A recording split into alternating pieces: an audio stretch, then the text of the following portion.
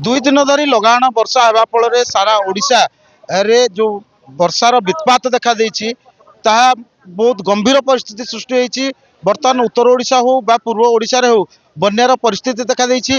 अनुगुल जिले में गत दुई दिन में पाखापाखि 250 मिलीमीटर अधिक वर्षा होइछि जहा फल व्यापक क्षयक्षति होइछि। बर्तमान आमे अछु छेंडीपदा ब्लॉक रो सरपाल ठारे थिबा जो बायाणीपीठ निकट नुआघाईटे सहयोग भी देखेबे किपरि भाव वर्षा तार वित्पात अच्छी ये देखिए आपण मैंने किमती किपरि भाव पानी जाऊँगी जहाँकि बहुत गंभीर परिस्थिति सृष्टि करिछि। एक प्रकार घाई सृष्टि होइछि। घाई सृष्टि होबा द्वारा जो अच्छी निकट में बायाणी ठाकुराणी पीठ बायाणी ठाकुराणी पीठटी भांगी जीवार मध्य देखा जाउछि। आउ अधिक टिके वर्षा हेले पीठटी मध्य भांगी जाई पारे एवं पानी किपरि भाव जाउछि आपण माने देखुचंती कि एटी केनाल नाही बा कलवर्टर सुविधा नाही जहा फल रास्तार उभय पार्श्व खाई जाइछि एवं जो पानी जीवा आसिबा रास्ताटी मध्य ता खाई जाई किपरि भाव व्यापक घाई सृष्टि करिछि। सहयोगी देखौछंती कि किपरि भाव माँ बायाणी पीठटी एटी मध्य जो अवस्था अच्छी आउ अल्प मात्र वर्षा हेले से भांगी जाई पारे। आम सहित अच्छा किसी ग्रामवासी आम ताको पचारि बुझिबा कौन कहबे आज्ञा ये जो लगाण वर्षा फल आपण गाँव एसबू क्षयक्षति केते क्षयक्षति कौन आज्ञा आम गाँव बहुत क्षयक्षति होती। आम जो ये नुआ घाई आम बुपा सात पुरुष आज्ञा या आशा कर बंचीजु। ब्रिटिश अमल ये बंधटी भांगी जाइला। आम अजा बापा माने गाँ छाड़ी पड़े जाते पुणी सरकार बाहर बांधा द्वारा पुणी बस्ती रहिले आसिकी एवं आज्ञा प्रशासन को जड़े जड़े ओठान हो जाऊँ आसू जी हाँ हम आज्ञा केवे ना आज जद्वारा कि आम गाँव जीवन आज्ञा चली जाऊँगी। ए बंध दयार ये बंधर पानी आश्रा आम ग्रामवासी समस्ते बंचु। आम ग्रामवासी समस्ते चाषी एणु ये जो माने कलभट ना कौन सुविधा ना। आज आमर गोटे आराध्य देवी माँ बायाणी पीढ़ ताकू भी खाई जाऊँगी। आम कौन स्थिति पाऊनु कौन करूँ आपण तुरंत टिके विचार करूँ।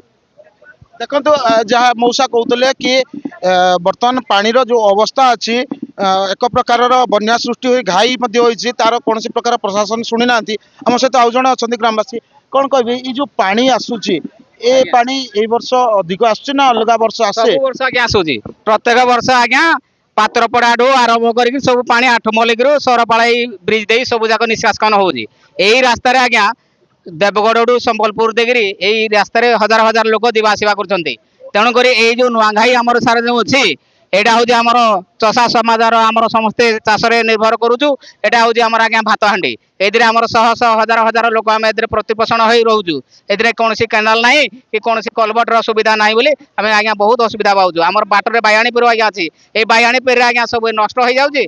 ये खाई दे से घर पड़ा गला ना पुलिया आज्ञा नष्ट हो जाए कौन प्रशासन आज्ञा भी शुणुना। आगु यही संपर्क में कौन प्रशासनिक अधिकारी को आपण मैंने जनईले कि बारंबार सार जनईजु कई किंतु शुणुना। जदि प्रशासन आगामी दिन में किसी पदक्षेप न निए आपण गाँव तो बहुत क्षयक्षति हम तेणु आप कौन पदक्षेप आम आज्ञा तार कलेक्टर ऑफिस देखा कर कलेक्टर को आगु भी देखा करते ना कौन ना सारे कहीलु खाली लिखित हिसाब से देलु एमएलए आसते से एमपी आसते समस्ते आसते आज्ञा किंतु एटर किसी हो पारुनी।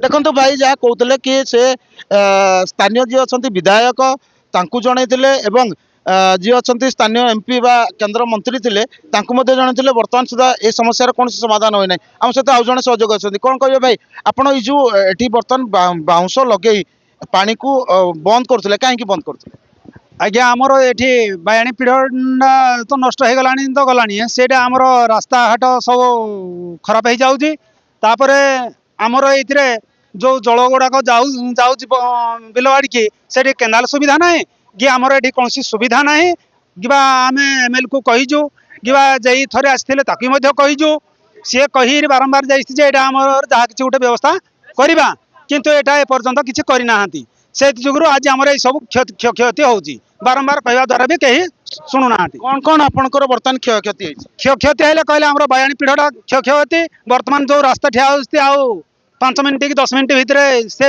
ब्रिज भी जीवपर आमर जोटा कि भात हांडी बाप बंध रखी रखिंट ସେଇଟା ମଧ୍ୟ ନଷ୍ଟ ହେଇଯିବ ଯାହାଦ୍ୱାରା କି ଆମ ବିଲ ପଡ଼ିଆ ରହିବ ଆମେ ଯେଉଁ ଭଳିଆକୁ ସେଇ ଭଳିଆ ଅଚାଷୀ ହେଇ ରହିବୁ ଯେଉଁ ଭୋକିଲାକୁ ସେଇ ଭୋକରେ ମରିବୁ।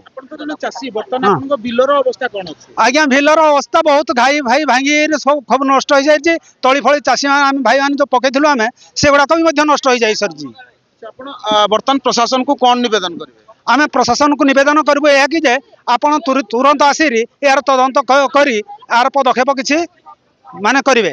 ଏହାର ସୁରକ୍ଷା କେମିତି ସୁରକ୍ଷିତ ଆମେ ରହିବୁ ସେମିତିଆ ଗୋଟେ ବ୍ୟବସ୍ଥା ସେ କରିବେ ପ୍ରଶାସନ।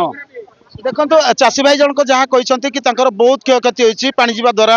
ମା ବାୟାଣୀଙ୍କର ଯେଉଁ ମନ୍ଦିରଟି ଅଛି ମନ୍ଦିରଟି ମଧ୍ୟ ଭାଙ୍ଗି ଯିବାର ବହୁତ ଚାନ୍ସ ଅଛି। ତା ସହିତ ତାଙ୍କର ଯେଉଁ ବିଲବାଡ଼ି ଅଛି ବିଲବାଡ଼ି ଗୁଡ଼ିକର ବ୍ୟାପକ କ୍ଷୟକ୍ଷତି ହୋଇଛି। ବିଲବାଡ଼ିରେ ପାଣି ଚରି ଯାଇଛି, ସେମାନଙ୍କର ତଳି ମଧ୍ୟ ନଷ୍ଟ ହୋଇଯାଇଛି, ଚାଷ ଜମି ମଧ୍ୟ ନଷ୍ଟ ହୋଇଯାଇଛି।